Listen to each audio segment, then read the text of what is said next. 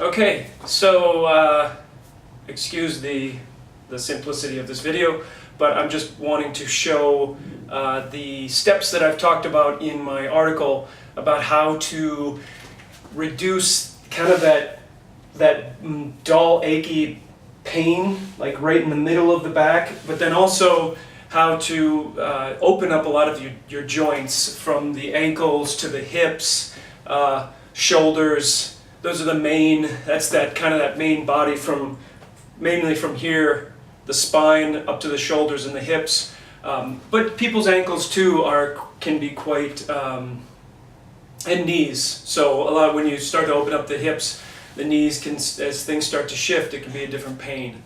So I'm going to demonstrate a few of my different movements. The first one is the spine twist. So with this, I just stand with my feet a little bit wider than hip width. And then what I'm going to do is, as you can just watch, is you reach up, reach up, reach out, reach out, reach down, down, and behind, behind. So that's one full kind of like revolution through. And then what you'll notice, what you're trying to go for is the line. The line down here, and you can see kind of like a baseball, like how in baseball, when you hit the ball and you twist, this foot will go with it. So now you're incorporating, so with this you're incorporating shoulder, the spine is twisting, your hips are rotating, all the way, and your ankles getting involved. So this is a great, this actually is a full body kind of opener. And I usually do this after a walk, just quickly about walking. Get out and walk, even if it's for 10 minutes, 15, build up. It's over time that you'll start to see the benefits. So don't think that you have to go out and like run a marathon or anything. It's like it starts off with just getting out and moving. Even if, like I said, even if it's for 5, 10 minutes, whatever you can do. I'm not a doctor. I don't play one. As a guy I listen to, he says I don't play one on the internet. But talk to your doctor if this is a new thing for you. But I would say everybody can benefit from walking. It's huge for your mental, physical.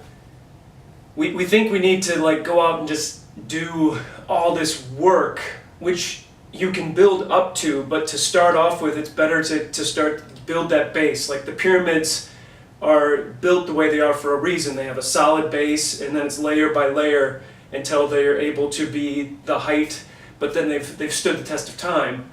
So we're looking for that's another thing, I'm looking for longevity. The longevity of you and the quality of life that you'll have. So I'm just going to show you through kind of a simple, what I do with this. You can kind of do it for, I typically do like 1, 2, 3, 4. So I usually do about 32 of the first and then about 20 seconds of the spine. So it's 1, 2, 3, 4, 5, 6, 7, 8. So you do that 32 times. That's a good amount. So try 8 at first. Just the 1, 2, 3, 4, 5, 6, 7, 8. You can go through it 4 times. And then at the end I finish off with just doing this. So after you've kind of warmed everything up, then you're just focusing on the rib case and the spine. Boom. But even with this, you'll see how my foot is, it's twisting, the hip is opening, the hip is moving, and you may be quite blocky. I've seen people do this where they're like this to start off with. That's okay. That's where you're at. And you might not have a whole lot of rotation in your spine. It might start off first where you're just turning like this. But then once you start to relax and start feeling those muscles and relaxing, you will start to see more rotation. So you can, for this, I usually do about, myself I do about 30 seconds, let's say, but you could do 10, 20, work up to 30 seconds. Don't overdo it at first. Then the next one is, and I'm going to turn to the side for this, is the deep squat. This is what you're trying to get to, ultimately, is this. And one of the things that's great about this is it opens up your hips, your ankles. Try to keep your feet flat on the floor. That's the goal. I know some people are going to have to be like this because their Achilles are quite tight. If that's where you're at first, what I'd rather see, I mean, if you can stay up like this but try and breathe into those Achilles and work it down so that you're flat on the ground. If you can't do that, put a mat on the ground, and you can do, I don't know if you can see me there, you can just do what they call like baby scream, where you can hold your hips and open them, or you can reach up and grab the bottoms of your feet, laying with your head flat on the ground, and just breathe into those hips. Now, I can get down into this position. Now, the goal is to try and do it for a minute, let's say. I can do this for quite a while. Sometimes I'll just watch TV. I'll talk to people on the phone. And try and keep your back as straight as possible. And by straight, I mean, obviously, you can see I have a angle here. Try not to be curved over. If that's where you're at, that's where you're at. But the goal is to be as straight as possible. This also mimics kind of like when the guys get down into the Olympic lifting. So there's that. Then another one is getting simple rubber strap, rubber band, and what you're going to do here is start to work these muscles. Because a lot of times in the gym, we go to the gym and we do a lot of work, bench, what's your bench press, we do a lot of curls, things like that, but people neglect their backs. So this is a great one just as a simple kind of beginner thing to do, but it's also something I try and do on a daily basis because it just keeps me, a lot of times their chest is much stronger than these muscles in the back. And so what that does is you get that kind of like that rotation. You see people, you're at the computer like this. These muscles start to stretch out and they become weak. So what this does is strengthen these muscles back there. So, and it might take you a while. You see how I start out like kind of like a little bit wider than shoulder width. And then I'm just concentrating on those muscles in the back. And I start to feel it around 10, 15. And then that might be all you need to do. Play around with the amount. I typically shoot for about 30 with kind of a heavier strap. But I've been doing this for a while. Just getting in touch with those muscles is a good thing. So to start off with, maybe you can only do 10 at a very light weight. Don't worry about the amount of weight, it's more about the movement and the breathing. So that hits there and I can feel those muscles activating. And then what you'll start to happen is your posture will change where you're not walking around with chest out, but you'll start to see that these muscles start to strengthen up, and actually instead of being like elongated and kind of like out of shape, you'll start to have a little bit more muscle tone back there. The next thing is the gripper. There is a company online called Captains of Crush. They make a really nice gripper. It's I really like them. They're like a knurled aluminum and they're quite robust. I got the trainer. Yeah, I ended up going with the trainer. There's different levels. I think there's one below the trainer. This is like it's like something below the trainer, then 1, 2, 3, 4, and I think they might even have halves.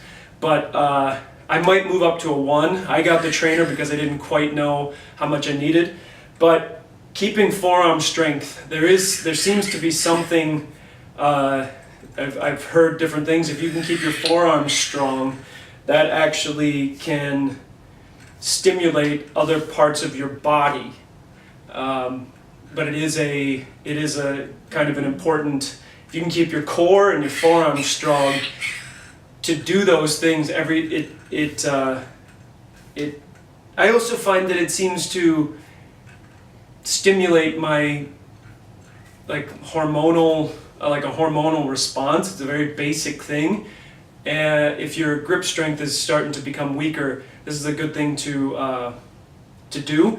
And what I typically do for it is either I'll do 10, trying to touch the two together on each hand, or if all you can do is, if you get the trainer or if you get the one below it, which I would recommend for most people because the trainer is pretty tough, I would get the lowest one you can find. I do as many as you can, kind of at that, and sometimes I'll do 1 and then switch up to 20. It's kind of arbitrary. It's more of having a place. Now for me, it's more of having, I can do 10 on each hand. My goal is to just be able to do 10. I don't need to have super huge forearms. Maybe if someday I was doing some professional arm wrestling, I might try and like train up, but for me, it's a way to keep them. Now I have a level that I can kind of shoot for ad infinitum, so I can just, until I pass away, I can just always have this trainer and do 10 on each hand, like 3 times a day. So that's a good thing to work on. Next one is, so we've done spine twist, we did the rubber band, we did the trainer. I'm gonna just look real quick. See, I even forget these. We're sitting here talking.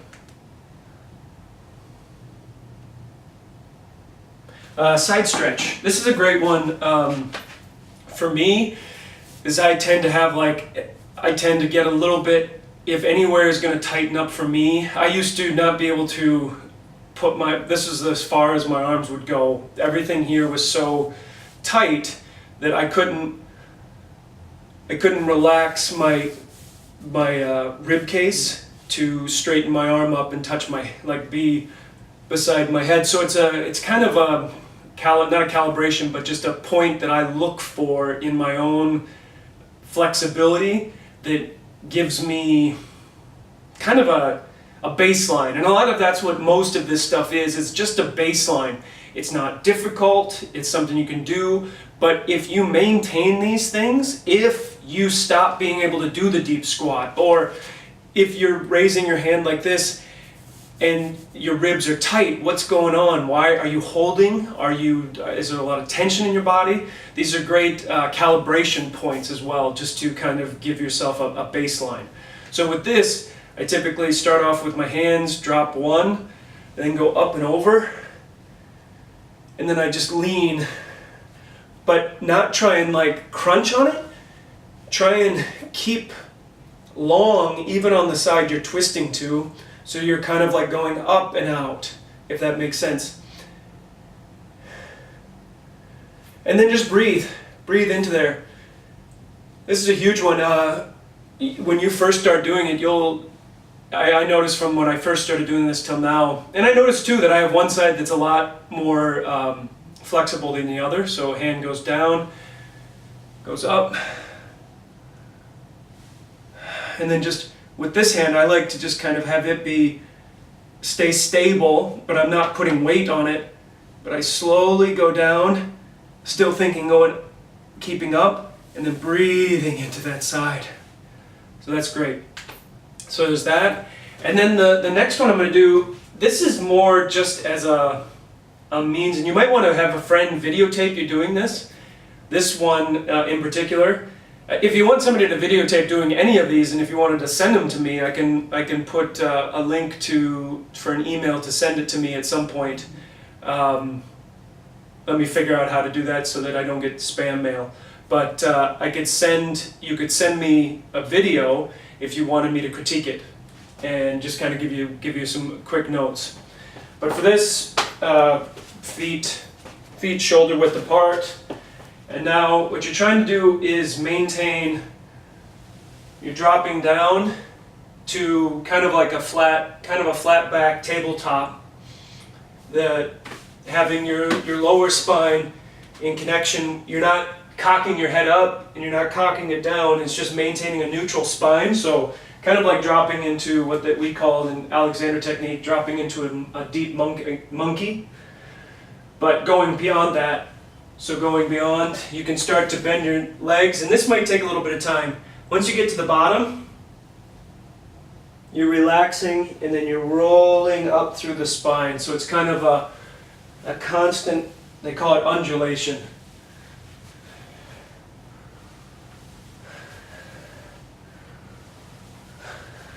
You'll notice that as I'm coming up, I'm not cranking my chin in, but I'm kind of letting my head relax, and wherever it falls, but not putting tension either way. So as I'm coming up, it's kind of, but then I get to the top, I'm looking out, dropping down, just maintaining that neutral spine, and then undulating up. And this is great. You can see my ankles moving, you can see my knees moving, my hips get in there. And then the biggest part is getting the spine to kind of do this action. Because a lot of times our spines are like blocks. I've seen people do this there, and then they're like, they don't have any of that articulation of all the little vertebrae. With that, I was going to do one more thing real quick, just as kind of an added bonus. What was I thinking? It was like, oh, this one. I didn't put it in as a thing to do, but it is a great thing, and it can be really quick. Thinking about hips. A lot of men especially, but women too, but men, older men, their hips really get quite rigid, and you'll see people whose hips are kind of like, you know, the old guy who walks like this, or someone who always walks like kind of their butt cocked out. This is a great thing to just kind of wake this area up, and you can see it in the side, is think about rolling forward, rolling back, rolling forward, rolling back, and then also thinking about like cocking to the side, set neutral, cocking to the side, neutral. So that's just and then if you can kind of get just concentrating on that, kind of that area.